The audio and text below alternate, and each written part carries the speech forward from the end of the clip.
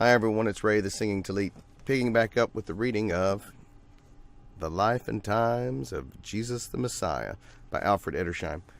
We left off in Book 2, Chapter 3, so now we're starting Book 2, Chapter 4, The Annunciation of Jesus the Messiah and the Birth of His Forerunner. From the Temple to Nazareth. It seems indeed most fitting that the evangelic story should have taken its beginning within the sanctuary, and at the time of sacrifice. Despite its outward veneration for them, the temple, its services, and especially its sacrifices, were, by an inward logical necessity, fast becoming a superfluidity for rabbinism. But the new development passing over the intruded elements, which were, after all, of rationalistic origin, connected its beginnings directly to the Old Testament dispensation, its sacrifices, its priesthood and promises. In the sanctuary, in connection with sacrifice, and through the priesthood, such was significantly the beginning of the era of fulfillment. Also, so great religious reformation of Israel under Samuel had also begun in the tabernacle, which had so long been in the background. But if even this temple beginning, and the communication to and the selection of an idiot, quote, priest, there was marked diversity or divergence from the rabbinical ideal. That difference widens into the sharpest contrast as we pass from the forerunner to the Messiah, from the temple to Galilee, from the, quote, idiot priest to the humble, unlettered family of Nazareth.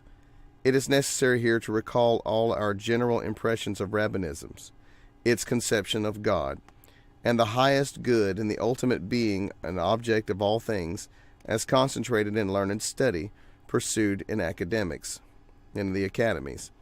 And then to think of the unmitigated contempt with which they were wont to speak of Galilee, and of the Galileans in general, whose very patois was an offense, or the utter abhorrence with which they regarded the unlettered country people, in order to realize how such an household such as that of Joseph and Mary would be regarded by the leaders of Israel. A messianic announcement, not the result of learned investigation, nor connected with the academies, but in the sanctuary, to a, quote, rustic priest, an Elijah unable to untie the intellectual or ecclesiastical knots, of whose mission, indeed, this formed no part at all, and as a Messiah, the offspring of a virgin in Galilee, betrothed to a humble workman. Assuredly such a picture of fulfillment of Israel's hope could never have been conceived by the contemporaries of Judaism. There was in such a Messiah absolutely nothing, past, present, or possible, intellectually, religiously, or even nationally, to attract, but in fact to repel.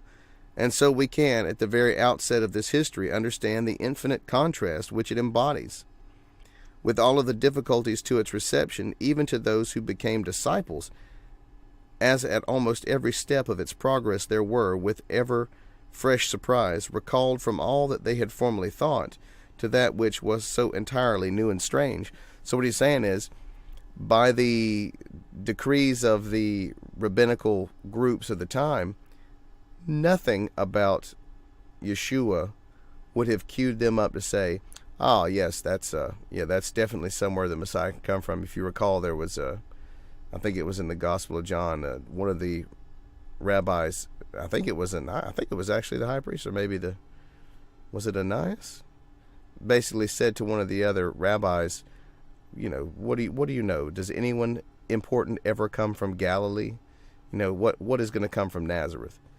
The point is that since the Galilee was such a region that was it was kind of a crossroads for the Silk Roads that were coming through, it was very, very trade heavy area. There was a lot of wealth in Galilee, much more than there was down in Jerusalem.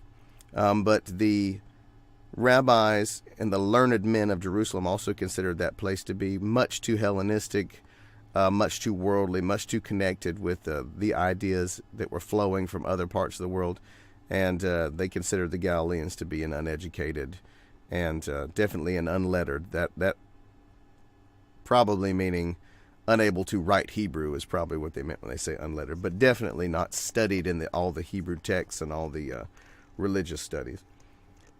And yet, just as Zacharias may be described as the representative of the good and the true in the priesthood at the time, so the family of Nazareth, as a typical Israelitish household, we feel that the scantiness of the particulars here supplied by the Gospels was intended to prevent human interest from overshadowing the grand central fact, to which alone was to be directed, for the design of the Gospels was manifestly not to furnish a biography of Jesus the Messiah, but in organic connection with the Old Testament, to tell the history of a long-promised establishment of the kingdom of God upon the earth. Yet what scanty details we possess of the, quote, Holy Family, unquote, and its surroundings may here find a place.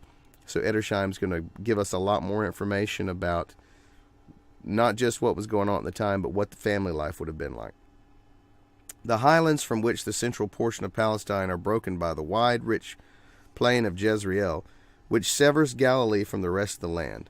This was always the great battlefield of Israel. Apparently, or appropriately, it is shut in as between mountain walls, that along the north of the plain is formed by the mountains of the lower Galilee, cleft above the middle by a valley that widens till, after an hour's journey, we stand within an enclosure which seems almost one of nature's own sanctuaries.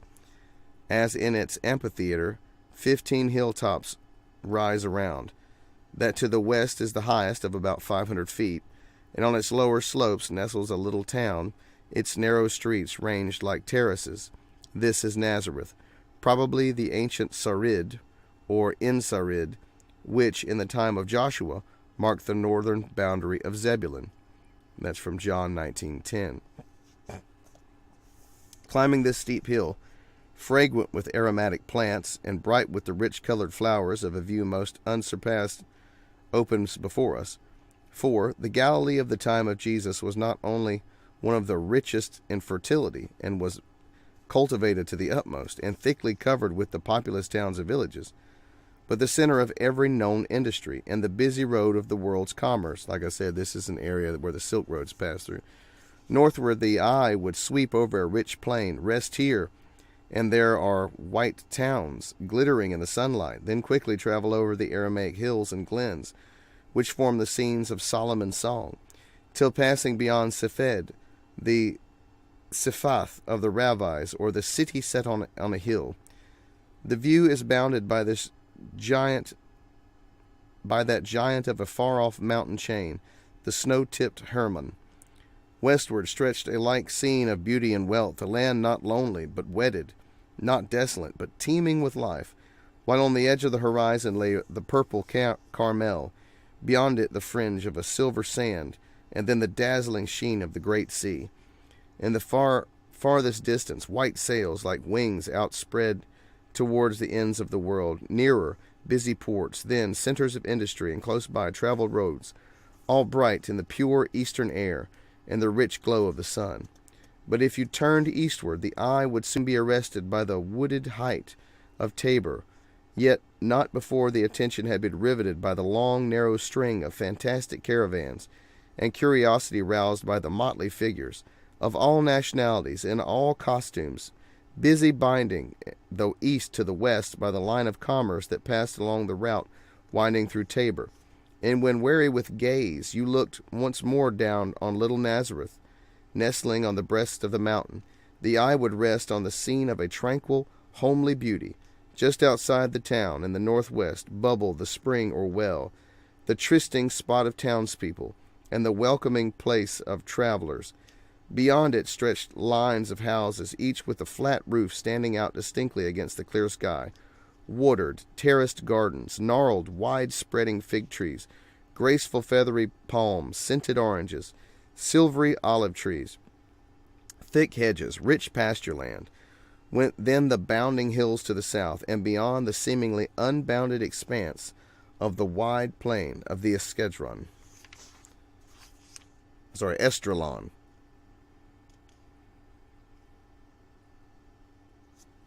Let me throw back to a point he made in his first paragraph. He said, what what things meant to rabbis at the time.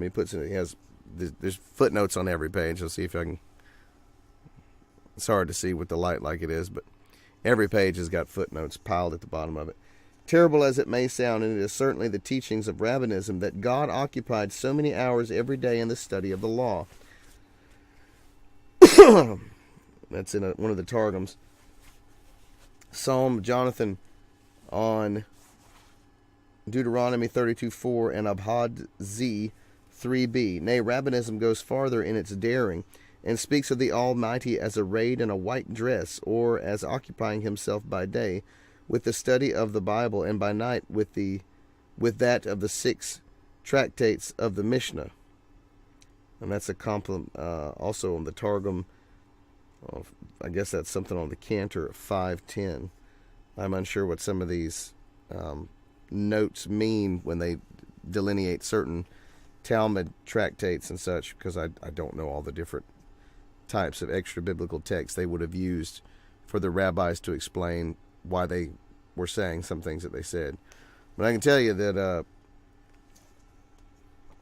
Edersheim is not impressed with some of the things he has read in the Talmud, considering who God is or what he did during the daytime. For instance, there's in one of the tractates where God has decreed that the rabbis have all authority on the earth because they have defeated their father, basically. He says, my sons have defeated me, which is the idea that men, because they've been given the authority, have the right to create and make law as necessary, as they feel is necessary, to fulfill the overall goal of whatever being Jewish is, at least at the time when they're looking at it. So anyways, we've just read an awesome description of what Nazareth was, camped here in this literal hub of world trade, which frankly, in my opinion, is a perfect place for a message to go out into the world. God put it where people would be able to carry it. I mean, they didn't have phones, they didn't have the internet. There was actually a mail system that the Romans maintained, but traders coming in from all over the world, passing through, would be able to pick up on all this information. Not to mention the 3 pilgrim festivals, where they would probably travel in on those roads before heading down to Jerusalem. It just makes sense for a people who were to be a royal priesthood and who were to be lights in the world, that God would have planted this seed that was going to change everything in a place where it could be spread. Excuse me. And yet, withdrawn from the world as in its enclosure of mountains, Nazareth might seem, we must not think of it as a lonely village which only faint echoes reached of what roused the land beyond. With reverence be it said, such a place might have suited the training of the contemplative hermit, not the upbringing of him whose sympathies were to be with the very clime and race. Nor would such an abode have furnished what, with all due acknowledgment of the supernatural, we mark as a constant, because a rational necessity, an element in scriptural history, that an inward preparedness in which the higher and the divine afterwards find their ready points of contact. Nor was it otherwise in Nazareth. The 2 great interests which stirred the land, the 2 great factors in the religious future of Israel, constantly met in the retirement of Nazareth. The great caravan route which led from Akko on the sea to Damascus divided at its commencement into 3 roads, the most northern passing through Caesarea Philippi, the upper Galilean, and the lower Galilean. The latter, the ancient Via Maris, led through Nazareth and thence down to Cana, or else along the northern shoulder of Mount Tabor to the lake of the Gennesaret, each of these roads soon uniting with the upper Galilean. Hence, although the stream of commerce between Akko and the east was divided into 3 channels, yet, as one of these passed through Nazareth, the quiet little town was not a stagnant pool of rustic seclusion. Men of all nations, busy with another life than that of Israel, would appear in the streets of Nazareth, and through them thoughts, associations, and hopes connected with the great outside world stirred. But, on the other hand, Nazareth was also one of the great centers of Jewish temple life. Here it comes. It had already been indicated that the priesthood was divided into 24 courses, which in turn ministered in the temple. The priests of the course, which was to be on duty, always gathered in certain towns, whence they went up into company to Jerusalem, while those of their number who were able to go spent the week in fasting and prayer. Now Nazareth was one of these priest centers, and although it may have been that comparatively few in distant Galilee conformed to priestly regulations, some must have assembled there in preparation for the sacred functions, or appeared in its synagogue. Even the fact, so well known to all, of the living connection between Nazareth and the temple must have wakened particular feelings. Thus, to take the wider view, a double symbolic significance attached to Nazareth, since through it passed alike those who carried the traffic of the world and those who ministered in the temple. I've also heard it said that Nazareth was also a place where people who had taken a Nazirite vow would actually go to find respite and to just kind of go and chill and try not to do anything that would end up messing up their vow that they had taken. It was kind of like a rest city, or sort of like a vacation, but more like a place to go and just not have to worry about things that people would typically have to worry about when they were just living their everyday lives. So if you were wealthy and you could afford it, you might go to Nazareth to take a mini vacation while you took a Nazirite vow. Just something to consider. We may take it that the people of Nazareth were like those of little towns similarly circumstanced, with all the peculiarities of the impulsive, straight-spoken, hot-blooded, brave, intensely nationalistic Galileans, with the deeper feelings and almost instinctual habits of thought and life, which were the outcome of long centuries of Old Testament training, but also with the petty interests and jealousies of such places, and with all the ceremonialisms and punctualness and the self-assertion of the Orientals. The caste of Judaism prevalent in the Nazarite or the Nazareth would, of course, be the same as in the Galilee in general. We know that there were marked differences from the observances in that stronghold of rabbinism, and he actually marks where that would be written in multiple Talmud tractates, in Judea, indicating a greater simplicity and freedom from the constant intrusion of traditional ordinances. The home life would be all the purer, and the veil of wedded life was not so coarsely lifted as in Judea, nor in its sacred secrecy interfered with by an Augustinian-eyed legislation. An August-eyed legislation. So he's saying that since it was not the hub of rabbinism like it was in the southern part of Judea, which is where the temple is, it would have been a little bit easier to have some more lax rules on how you handled certain things in your religious life. The halakha was not as strenuous there, I think is the point he's trying to make. All right. Let's see. Indicating a greater simplicity and freedom from the constant intrusion of traditional ordinances. Home life would be all the purer, that the veil of wedded life was not so coarsely lifted as in Judea, nor its sacred secrecy interfered with by an August-eyed legislation. The purity of betrothal in Galilee was less likely to be sullied, and the weddings were more simple than in Judea, without the dubious institution of groomsmen or friends of the bridegroom, which is in John 3:29, whose office must not unfrequently have degenerated into utter coarseness.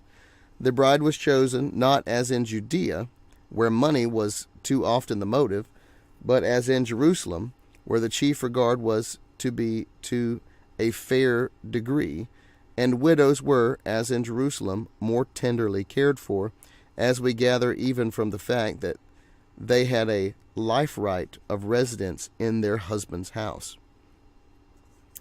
Such a home was that to which Joseph was about to bring the maiden, to whom he had been betrothed, whatever view may be taken of the genealogies in the Gospels according to Matthew and Luke, whether they be regarded as those of Joseph and or of Mary, or which seems the more likely as those of Joseph only, marking his natural and legal descent from David and vice versa, there could be no question that both Joseph and Mary were in the royal bloodline of David.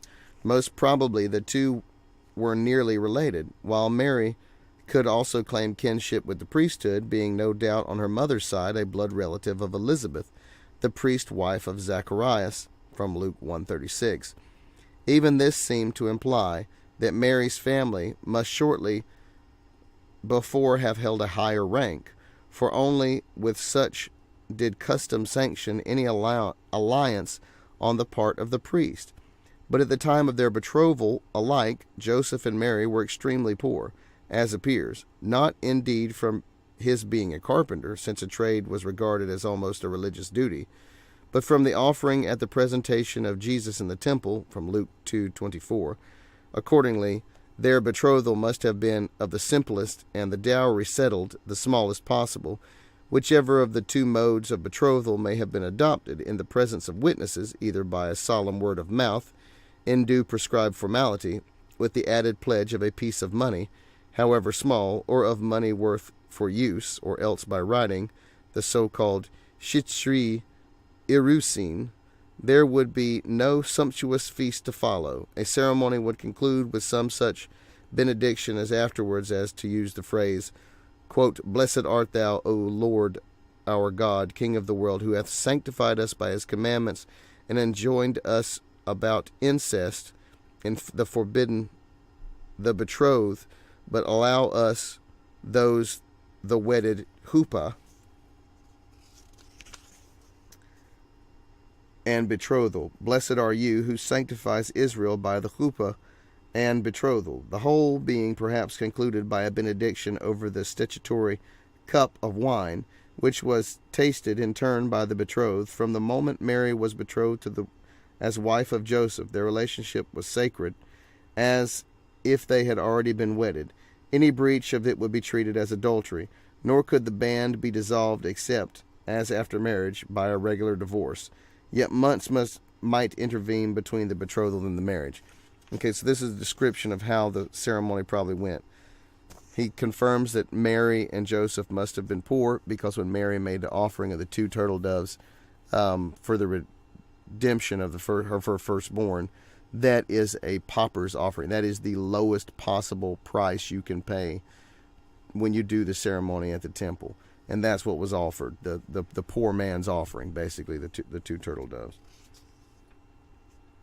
And he says either they did it before witnesses, or they actually filled out a formal piece of paperwork, because that's the standard ways in which you could actually get betrothed.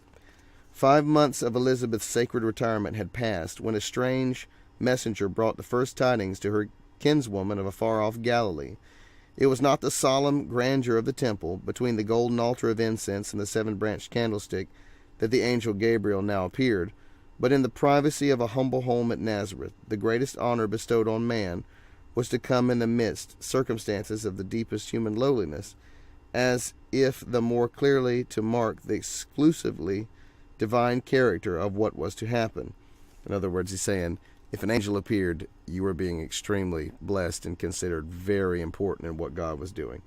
And although the awe of the supernatural must unconsciously have fallen upon her, it was not so much so in the sudden appearance of the mysterious stranger in her retirement that startled the maiden, as the words of his greeting implying an unthought blessing, that is to say, peace to you, or shalom to you, was indeed the well-known salutation, while the words, "The Lord is with you," might have wakened the remembrance of the angelic call to great deliverance in the past, such as in Judges 6:12.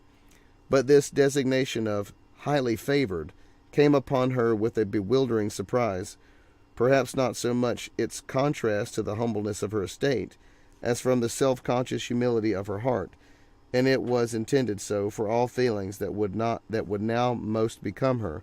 Accordingly, it is that story of a special favor or grace which the angel traces its rapid outline, from the conception of a virgin mother to the distinctive, divinely given name, symbolic of the meaning of his coming, his absolute greatness, his acknowledgement as the Son of God, and the fulfillment of him and his great Davidic hope, with its never-ceasing royalty and its never-ending boundless kingdom.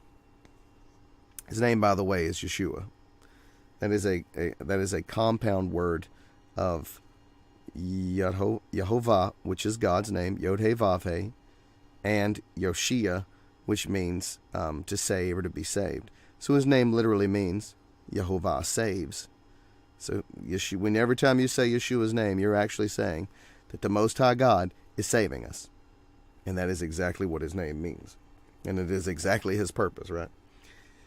In all this, however marvelous, there could be nothing strange to those who cherished in their hearts Israel's great hope, not merely as an article of abstract belief, but as a matter of certain fact, least of all to the maiden of the lineage of David, betrothed to him of the house and the lineage of David. So long as the hand of the prophetic blessing rested on the house of David, and before its finger had pointed to the individual who, quote, found favor, unquote, in the highest sense, the conscientiousness of possibilities, which scarce dared shape themselves into definite thoughts, must at times have stirred nameless feelings, perhaps the more often in circumstances of outward depression and humility, such as those of the Holy Family. Nor was there anything strange even in the naming of the yet unconceived child. It sounds like saying current among the people of old, this is of the rabbis, concerning the 6 whose names were given before their birth.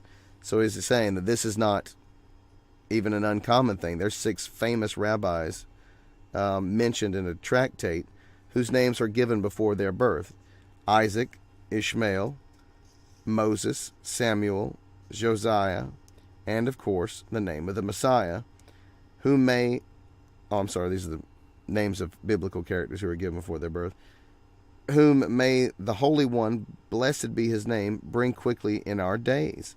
But as for the deeper meaning of the name of Jesus, of course he doesn't say Yeshua because this book is written in the 1800s, and he is an Anglican priest, which, like an unopened bud, enclosed the flower of his passion, that was mercifully yet the unthought of secret of that sword which should pierce the soul of the Virgin Mother, and which only his future history would lay open to her and to others.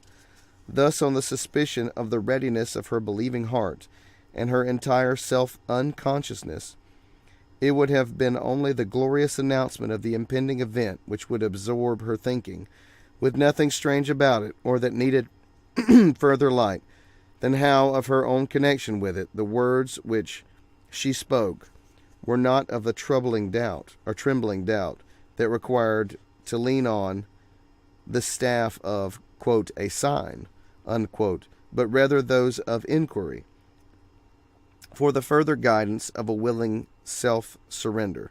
The angel had pointed her opened eyes to a shining path that was not strange, only that she should walk into it, and seemed so.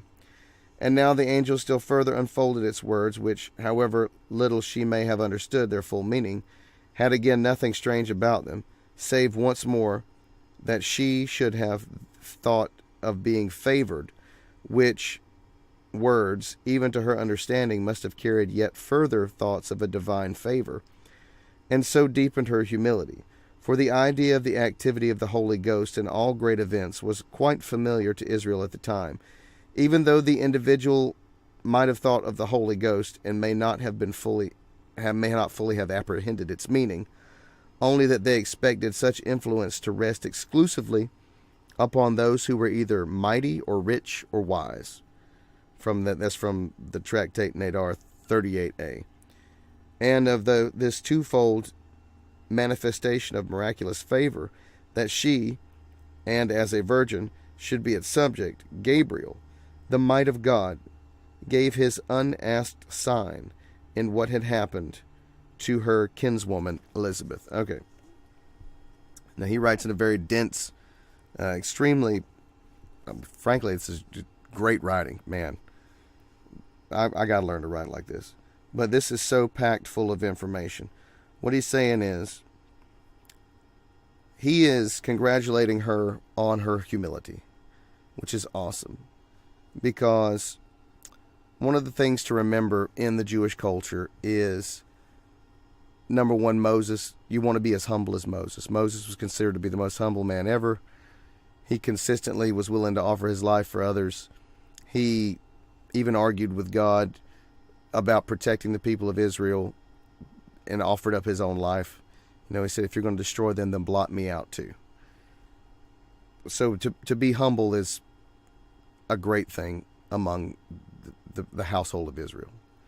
Take that to the next step where God is saying, I'm favoring you. He sent his angel saying, I'm going to favor you. Now, you got to remember too, that everything is by the testimony of 2 or more witnesses. So Jews will tell you, we don't believe what Mary said because there's no witness to it. Fair enough. There is no witness. They'll tell you, a singer, Tov singer, he'll tell you the reason the Jews believe what God said at Sinai is because there was 1 million of them watching him. There's 1 million witnesses. Can't believe what Mary says because there's no witnesses to what she said. Can't believe what Joseph said because there's no witnesses to what he said. Fair enough, Rabbi. Next step, 152 witnesses testified that he was resurrected after his crucifixion. Why aren't those witnesses counted as having given true testimony? Because the judges at the time said their testimony could not be taken as good testimony. Fair enough. You make the rules, you block out what you don't want. Call it what it is. All right, fair enough. So he's congratulating her and saying that it's so interesting that God would have chosen humble people of let's say an unlettered status, or at least would have been considered unlettered by the rabbis of the time. Because basically, the only people that would have ever been considered worthy of an angelic visit would have been the greatest and most learned rabbis. But the angel was sent to a priest in the temple, and then unto a woman who there's some people that say that she literally was what was called a temple virgin. Temple virgins existed in Israel, but it's not like a temple virgin would have been with the Greeks. A temple virgin in the Greeks would have been a girl who probably would have ended up being using as a temple prostitute. That's not what temple virgins would have been in Israel. Temple virgins in Israel would have been the women who did sewing, who had basically been raised by the temple since they were children, given as slaves, so to speak, to the temple. They may have sewn, the big curtains together. They may have washed things, done the types of duties that the priesthood didn't want to have to do, that they had servants for. And those people did exist. Like Samuel, when he was a child, was given by his mother to the temple. Like she basically said, I'm giving Samuel because remember, she made an agreement with God, even though she did it privately and nobody knew, right? There were no witnesses to it. She made an agreement with God that if he would give her a child, that she would surrender that child to the temple. Later, she told her husband what she had done, kinda, obviously because she wanted him to overthrow what she had decided. She wanted him to put his authority down as a man and her husband and say, you can't make a deal that I can't overthrow. But of course, what did he say? He said, you do as you feel is right. Because she had already made the deal, and he made her uphold that deal that she made with God. So Samuel was given to the temple, and Eli, the high priest, took him in as a slave boy, basically, slave child to him. And he raised him as one of his children. And there were girls who were given that duty too, because frankly, everybody couldn't afford to pay the redemption cost for their children. So what better thing to do than to give them to the temple where they could spend their lives serving God, especially if you weren't going to be able to provide for them. All right, so let's continue here. Where are we at? He has congratulated her. The sign was at the time a direction, the first, but also the ever-deepening desire in the heart of Mary, when the angel left her, must have been to be away from Nazareth, and for the relief of opening her heart to a woman. And let me just say, now this is coming to me, I recently met a man who is very close friends with Rabbi Tov Singer. And I know and I have watched a lot of Rabbi Tov Singer's anti-gospel stuff, because it's absolutely fascinating to learn why people feel like they do. Because until you understand what reasons people have for what they believe, there's no way you're going to possibly be able to help them to come to a clearer understanding of something. You have got to listen to people first to know where they're coming from. You cannot beat them over the head with your own understanding and try to force them to be what you are. That's just not going to happen. But I want you to know that I consider myself so blessed that not only did I know who Rabbi Tov Singer was, but when I met this man in a coffee shop in a tiny town, small town in South Georgia of all places, that he brought up Rabbi Singer, and I was able to immediately say, yes, I know about him. I do have opinions about what he said. Here's one of them. And when I did, that man's jaw dropped, because that was the moment when he knew that God had put us together to have that conversation, because he knew that the Most High was involved with what was happening. And let me tell you, those are the times when stuff really starts going. Those are the best times. Let's see. All right. And the angel that appeared Nazareth, and for the relief of the opening heart to a woman, and of all things like-minded, who perhaps might speak blessed to her. And to such and one the angel himself seemed to have directed her. It was only what would have been expected to say the words, with haste. She should have resorted to her kinsman without a loss of time before she would speak to her betrothed of what had the wedded life, and this secret had been whispered. So basically, the angel told her, your cousin Elizabeth is pregnant, the woman who is obviously too old to be pregnant and has never been able to be pregnant. She's pregnant. You should go to her. That's the sign I'm giving you, right? It could have been no ordinary welcome that would greet the Virgin Mother on the entering of the house of her kinswoman. Elizabeth must have learnt from her husband the destiny of their son, and hence the near advent of the Messiah. But she could not have known when either or by whom he would be born, when by the sign not quite strange to a Jewish expectancy, she recognized in her kinswoman the mother of the Lord. Her salutation was that of a mother to another, the mother of the preparer, that is to say, John the Baptist's mother, to the mother of him whom would the path be prepared for.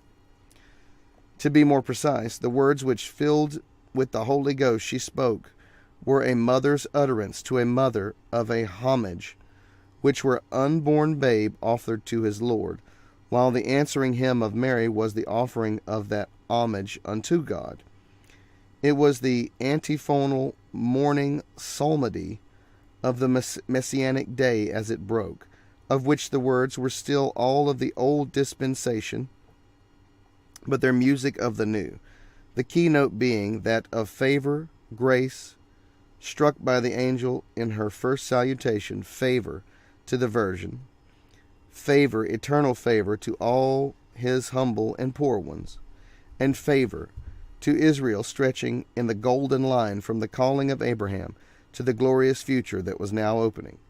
Not one of these fundamental ideas lay strictly within the range of the Old Testament, yet all of them now lay beyond it, bathed in a golden light of a new day, miraculous as it all was, and professes to be, not indeed in the connection of these events, but succeeded each other with psychological truthfulness, nor yet in their language, which at the times of the circumstances, but in the underlying facts. And for these there can be no evidence than the life, the death, and the resurrection of Jesus the Messiah. If he was such, and if he really rose from the death, then, with all soberness and solemnity, such inception and his appearance seems almost a logical necessity. But of this whole narrative it may be said that such inception of the messianic appearance, such announcement of it, and the manner of such of his coming, could never have been invented by the contemporary Judaism. Indeed, it ran directly counter to all of its presuppositions.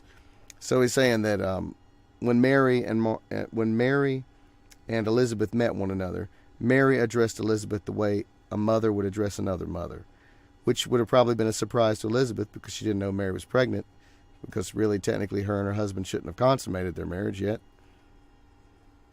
But nonetheless, when John the Baptist turned over in Elizabeth's stomach, she knew that something very strange and magical and mystical and miraculous was occurring.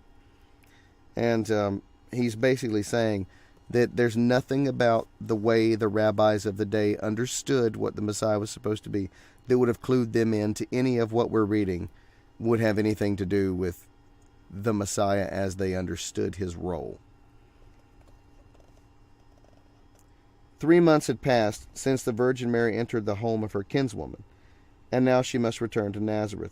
Soon Elizabeth's neighbors and kinsfolk would gather with sympathetic joy around a home which, as they thought, had experienced an unexpected mercy, little thinking how wide-reaching its consequences would be. But the Virgin Mother must not be exposed to the publicity of such meetings. However conscious of what had led to her condition, it must have been on the first a sharp pang of the sword which was to pierce her soul, when she told it to her betrothed, for however deep his trust in her whom he had chosen for a wife, only a direct and divine communication could have chased all questioning from his heart, and given him that assurance which was needful in the future history of the Messiah. Brief as, with an exquisite delicacy, the narrative is, we can read in the thoughts of Joseph the anxious contending of feelings that scarcely established and yet delayed the resolve to, quote, put her away, unquote, which could only be done by a regular divorce, this one determination only standing out clearly, that, if it must be, her letter of divorce shall be handed to her privately, only in the presence of 2 witnesses. The humble Zadik of Nazareth would not willingly have brought the blush to any face, lest of all would he make of her a public exhibition of shame. It was a relief that he could legally divorce her either publicly or privately, whether from change of feeling or because he found a just cause for it, but hesitated to make it known, either from regard for his own character or because he had not sufficient evidence of the charge. He would follow, all unconscious of it, the truer manly feeling of R. Eliezer, which is a Talmudic reference here, according to which a man might not like to put his wife to shame before a court in Jerusalem, rather the opposite sentence. So he's referring to how Joseph had, when his wife turned up pregnant, and it certainly wasn't because of him, he had the right certainly to divorce her for marital unfaithfulness, but he could have really raked her over the coals and made her life, brought her to shame and misery for what she'd done. But because, and it says here, the humble Zadik of Nazareth, Zadik is a righteous man, so him being a righteous man would not have sought to bring shame on anyone, or to speak evil, or to use Lashon Hara on anyone. So he legally had the right to divorce her privately, where literally no one would know, and he would just give her a writ of divorcement. Now, you got to understand, that means still that no man who wanted to consider himself a priest would ever marry her again, because no man's going to marry a divorced woman unless he's not a religious Jew. It's absolutely forbidden for the priesthood to marry a divorced woman, and they may only in fact marry a virgin or a widow of another priest. The high priest may only marry a virgin, period. He can't even marry a widow of another priest. With that being said, if a man was to divorce a woman at that time, it literally would have meant no man would marry her that was a part of the religious community in Israel. The assurance by which Joseph would scarcely dare to hope for was a miraculous conveyance to him in a dream vision. So the angel had to literally come to him in a dream and explain everything to him to prevent him from breaking up the Holy Family, even before Yeshua was ever born. All would now be clear, even the terms in which he was to address, as in the terms of which he was addressed, which is, you, son of David. So utterly unusual in ordinary circumstances, would prepare him for the angel's message. The naming of the unborn Messiah would accord with the popular notions. The symbolism of such a name was deeply rooted in Jewish belief, while the explanation of Jehoshua or Yeshua as he who would save his people, primarily as it would be understood in Israel, from their sins, described at least one generally expected aspect of his mission, although Joseph may not have known that it was the basis of all the rest, and perhaps it was not without deeper meaning and insight into his character that the angel laid stress on this very element in his communication to Joseph and to Mary. So this is saying basically that the angel said to make sure you know that his name is that Jehovah saves. His name is that the Most High God will save. And that is what you will call him. Now you could say it's the same name that Joshua was, or Yehoshua from the book of Joshua. Same name. They have exactly the same name. And you remember that it was Moses who had renamed Joshua to that name. The fact that such an announcement came to him in a dream would dispose Joseph all the more readily to receive it. A good dream was one of the three things, popularly regarded as a mark of God's favor. And so general was the belief in their significance as to have passed into a popular saying, quote, "If anyone sleeps 7 days without dreaming, or rather remembering his dream's interpretation, call him wicked," as being unremembered of God. Thus divinely set at rest, Joseph could no longer hesitate. The highest duty towards the Virgin Mother and the unborn Jesus demanded an immediate marriage, which would afford not only outward but moral protection to both. Viewing events not as isolated, but as links welded in a golden chain of the history of the kingdom of God, all this, not only the birth of Jesus from a virgin, nor even his symbolic name with its import, but also the unrestful questioning of Joseph, happened in fulfillment of what had been prefigured, the promise of a virgin-born son as the sign of a firmness of God's covenant with David of old and his house, and now unfolded meaning of the former symbolic name, Emmanuel, even the unbelief of Ahaz, with his counterpart in the questioning of Joseph, quote, all this, unquote, could now be clearly read in the light of breaking day. Never had the house of David sunk morally lower than when, in the words of Ahaz, it had seemed to renounce the very foundation of its claim to countenance. Never had the fortunes of the house of David fallen lower than when a Herod sat on its throne, and its lineage represented was a humble village carpenter, from whose heart doubts of the Virgin Mary had to be divinely chaste. And never had, even when God gave the doubts of Moses, this the sign of Israel's future deliverance, that in that mountain they should worship. That's from Exodus 3:12. Had unbelief been answered by more strange evidence, but as, nevertheless, the stability of the Davidic house was ensured by the future advent of Emmanuel, and with such certainty that before even such a child could discern the difference between a choice of good and evil, the land would be freed of its dangers.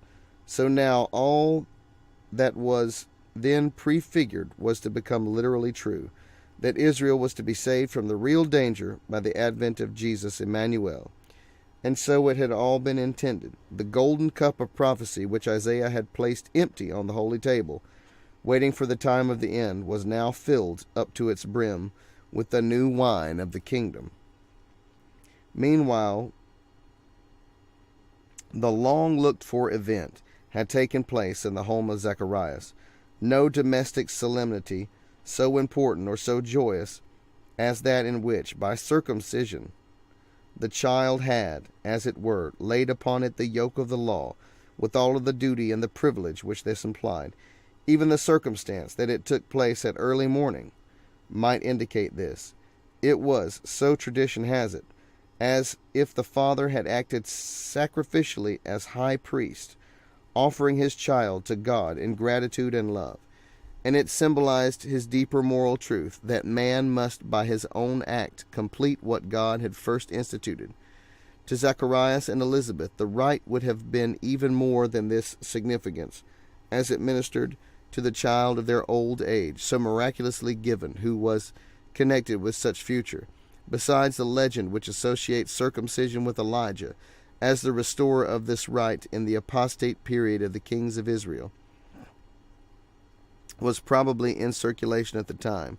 We can scarcely be mistaken in supposing that then, as now, a benediction was spoken before circumcision, and that the ceremony closed with the usual grace over the cup of wine, when the child received his name in a prayer, and that probably did not much differ from its present use. Quote, "Our God and the God of our fathers, raise up this child to his father and his mother, and let his name be called Israel Zacharias, the son of Zacharias.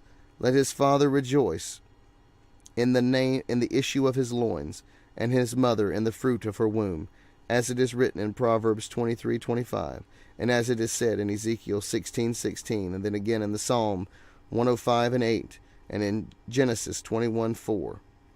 The passages being, of course, quoted in full. The prayer closed with the hope that the child might grow up and successfully attain to the Torah and to the marriage baldachino and good works. Of all this Zacharias was, though he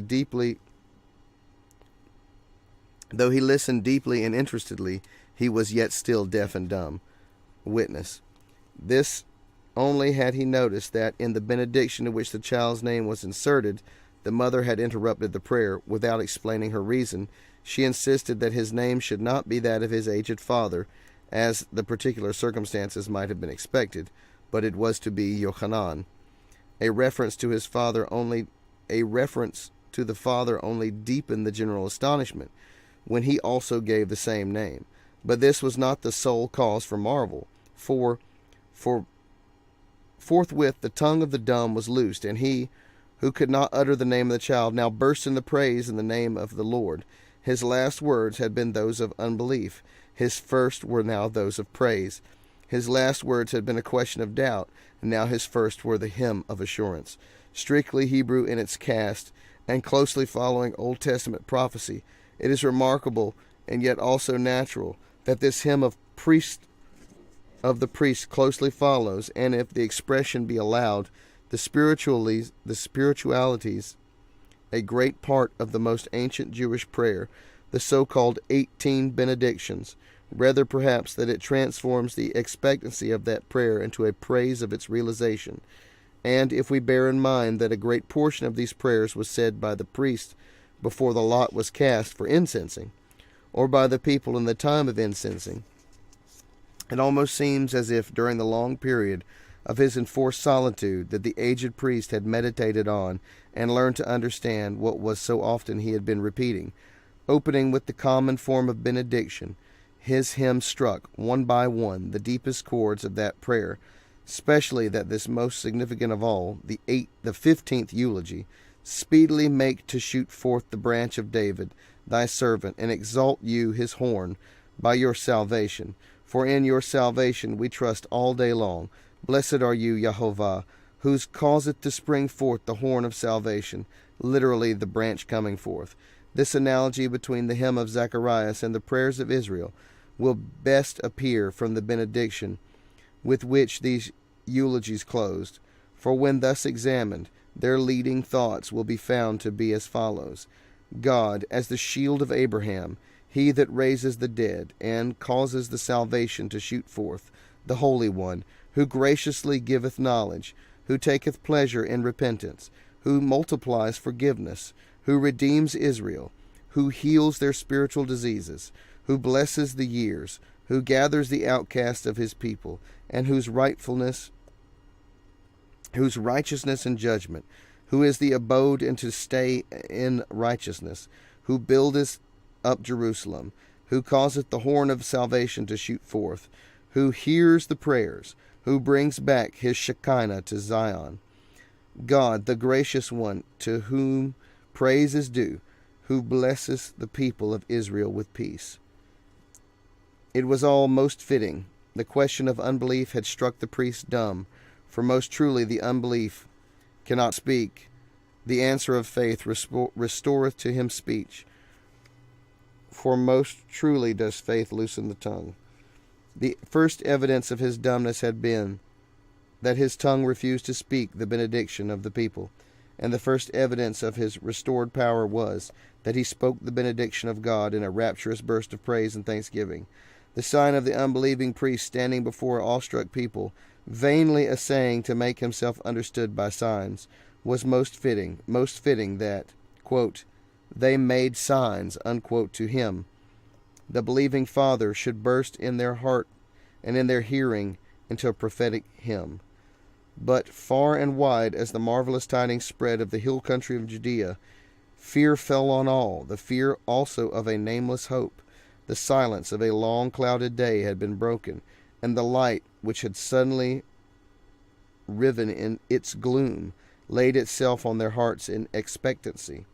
Quote, what then shall the child be? For the hand of the Lord also is with him. Unquote. So it was known by those people when Yochanan, or John the Baptist, was born, of this priest who had been struck dumb and an angel. I'm sure he actually told everybody exactly what happened when he can actually speak again. When that happened, everybody knew something big was coming, because a miraculous occurrence had happened, and it had happened to the priest who was presenting the fine-smelling incense before the Lord, and an angel had appeared to him and in the temple, which is very, very, very rare, but very, very, very powerful when it happens. And they knew that his son, who had been blessed and who also had the duty of being a Nazirite his entire life, was going to be one of these guys who was on the level of being like Samson. Because you remember, Samson had also had it prophesied over him that he would be a Nazirite his entire life. And he was a legendary hero and warrior in Israel, who was one of the greatest judges of Israel. I mean, everybody knows the story of Samson and Delilah, even if they don't know nothing about the Bible. I guarantee you they know who Samson and Delilah are. So with that in consideration, you could see how this event would have been exciting and kind of scary to people at the same time, because something big was coming. And as we all know, the day of the Lord is a day of darkness, and it's a terrifying day. It is a terrible thing to be held in the hand of the living God, which is to say both that you realize there's nothing you can do that he doesn't allow, and at the same time, if he wanted to, he could just make you gone. And so with that in mind, the people are feeling this anxiety that's coming of both impending salvation and maybe even impending doom simultaneously. So be blessed in Yeshua's name. Thank you for listening with me today, and we'll continue the reading of Alfred Edersheim's The Life and Times of Jesus the Messiah soon. Shalom.